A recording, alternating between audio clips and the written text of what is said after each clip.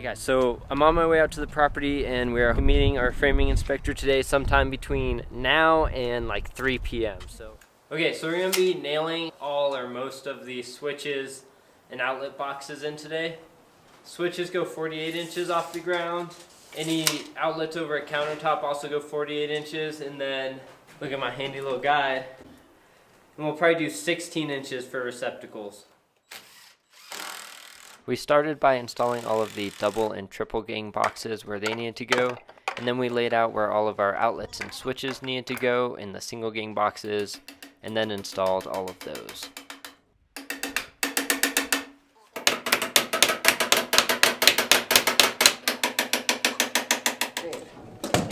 Outlets on the wall have to go every 12 foot, and we put them at about 16 inches off of the ground. The way the code explains it is you can't go 6 feet in any direction without hitting an outlet. That way if you have something to plug in with a 6-foot cord, you're always within reach of an outlet.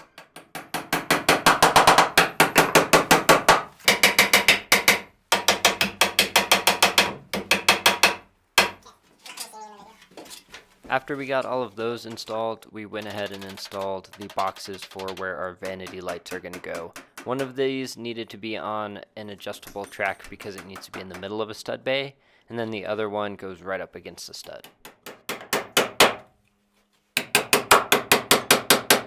Do those look even? Yeah, they do.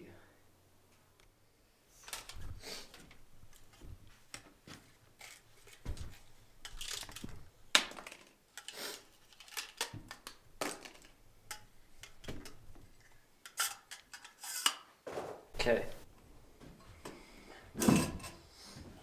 Does that look evenly spaced this way? Tell me when. When? There? Down a little more. There? Yeah.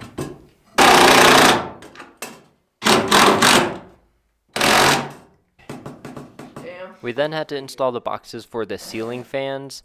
These are going to screw directly into the I-joist for the ceiling.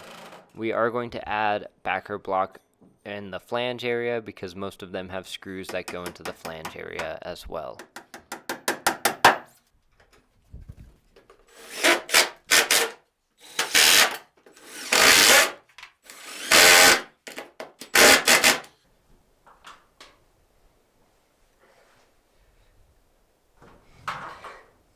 Perfect.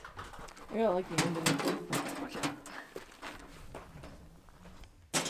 After getting all the boxes installed, we went ahead and hung up our electrical panel on the exterior of the house where it's going to go. This way we're ready to install conduit and get power run out to our house so we can finally have power.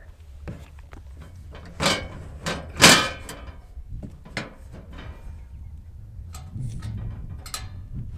looks like it's where it needs to be.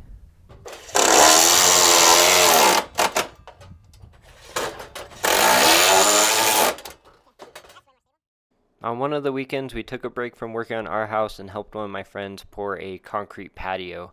We formed it out using 2x6s and then used 3/8" rebar on a 2-foot grid.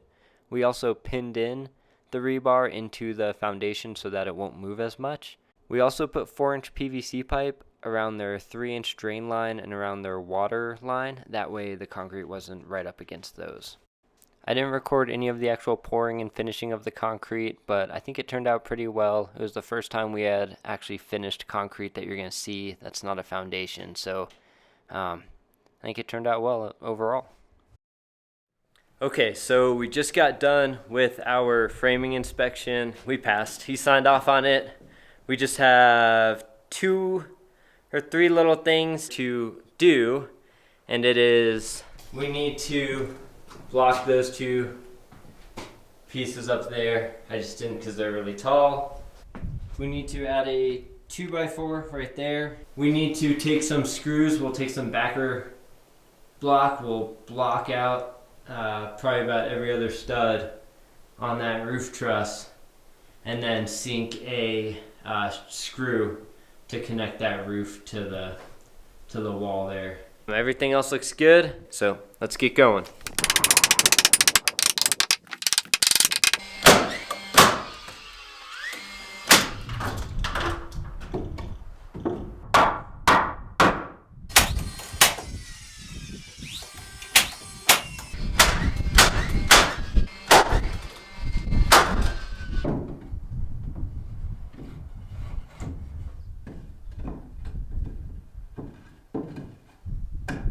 So that's done. So the next thing we need to do is add a 2x4 right here. Looks great.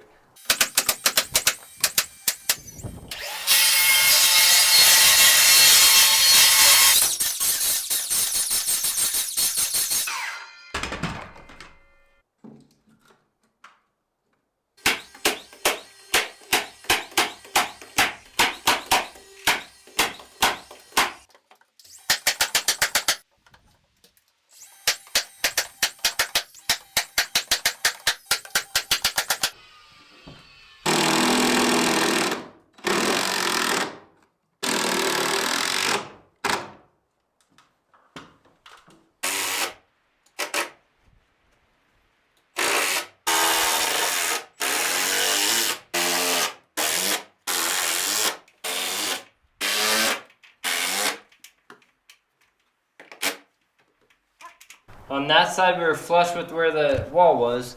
Then on this side, to keep square, we were an inch off. I used 2 pieces of 1/2-inch plywood as a shim so that we weren't twisting the I-joists. And then put 2 structural screws, which were akin to 3/8-inch lag bolt in every stud. And I think that's it. I think we're officially done framing. Now I just have to go buy a bunch of tape so we can start waterproofing the exterior. We're going to use Great Stuff, the gaps and cracks filler in between all of those, so I'll have to buy a bunch of cans of that. We'll work on getting all those filled. And then plumbing and electrical. I just want to say thanks for watching, guys. Make sure to hit that like button if you're enjoying these and subscribe if you haven't already. And I'll see you guys on the next one.